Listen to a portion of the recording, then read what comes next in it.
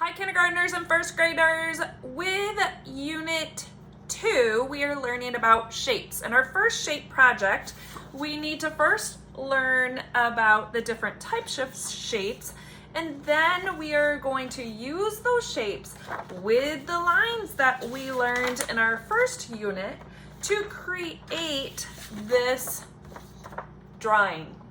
So, I hope you're ready to combine lines that make shapes to make some pictures, because lines turn into shapes, shapes turn into pictures. So let's get going.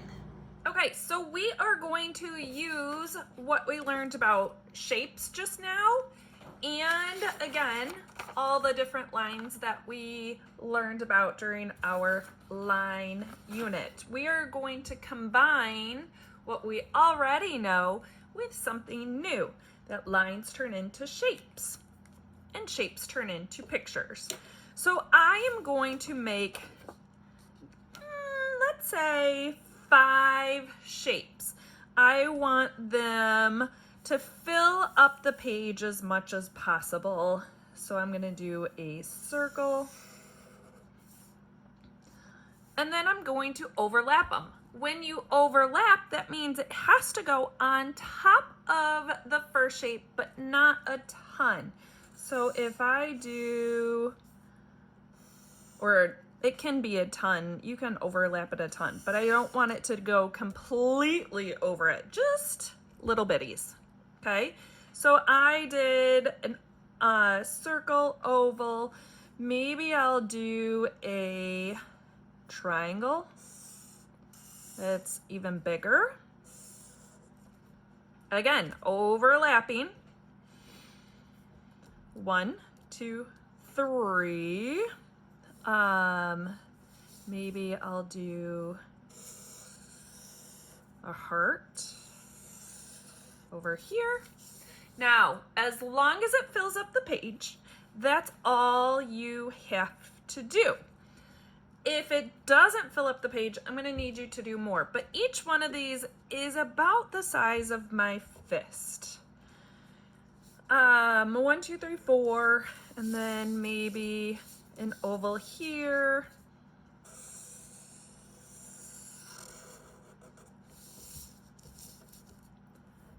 And I'm feeling a little not balanced, but we're just gonna have to deal with it because I said 5. So 1, 2, 3, 4, 5. So I have a circle, square, triangle, heart, oval. Okay, now I'm going to get something to color with. And when I color these, when I get to a black line, I'm going to stop. So I'm gonna start with red, and I am not gonna color in the whole circle. I'm only gonna color in until I crash into that black line, because this part of the circle is gonna be a different color. So I went around the edges, now in the middle, around the edges, and then in the middle. Markers, if you use markers do not like to go fast. They are something that really likes to go slow.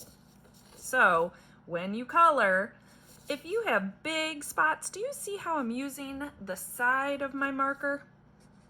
Remember, you don't have to use markers, but if you do, use the side if you can. Hold it back a little bit further, and then go at an angle so that way the marker is, you're using the side of your marker, not the tip.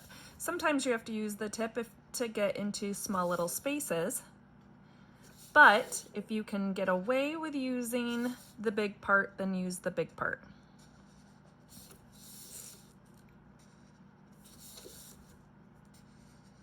So I crashed right here, so I stopped. I'm crashing again, so I'm stopping.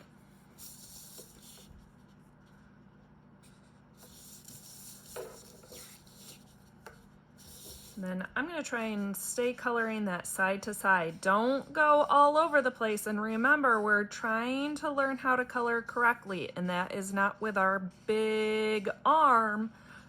That is just little bitties. My whole arm is not moving, just my hand. And I'm going slow so I don't go outside of the lines.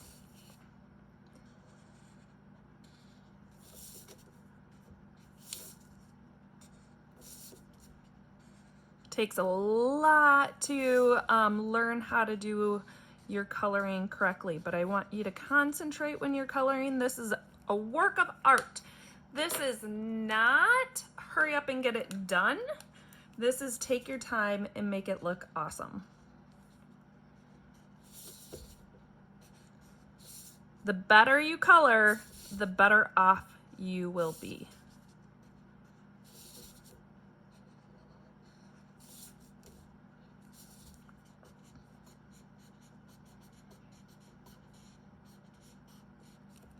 And I decided just to use these 3 colors, but you can use whatever colors you want. If you want to use a different color for each spot, you may. If you don't want to, you don't have to.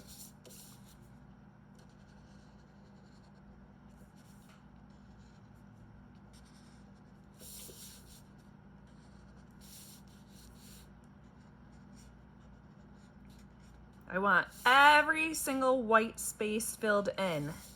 I like to call the white unders or underwear. I know, it's silly. You can giggle. Because the white paper goes under where the colors are supposed to be. Now, if our underwear is showing, it's very, very embarrassing. We do not want those unders to be showing. Real unders, not good to show out in public. And our paper unders, we don't want them to show. So make sure when you color these, you color really, really careful to make sure all those itty bitty little white spots that go under where the colors are colored in.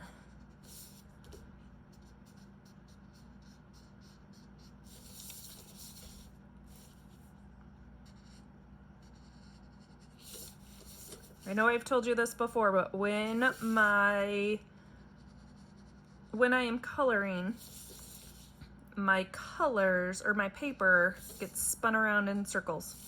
If it was alive, it'd be dizzy when I was dead with it. When I was done with it, goodness. I think Miss Evink here needs a little more coffee this afternoon. Itty bitties.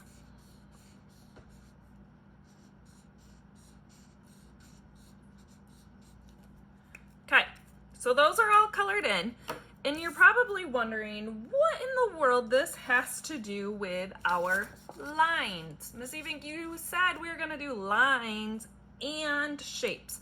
So now I have my shapes done. So I am going to pick some lines, and I'm just gonna do lines all around this, a little bit like our lion that we did last time.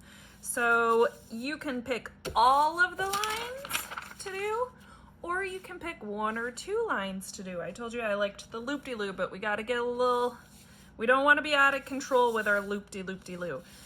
So I'm going back to my black marker, and I'm just gonna do some lines to fill up the rest of my space.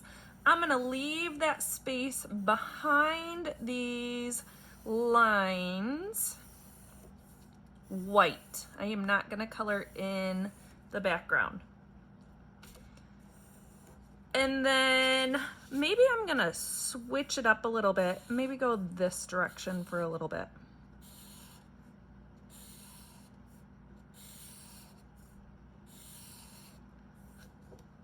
And then,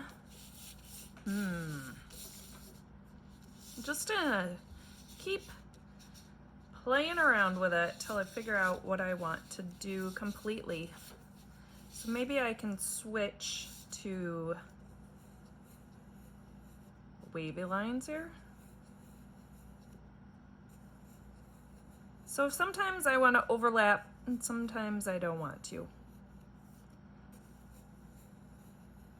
Remember, wavy lines do not have any pointy edges.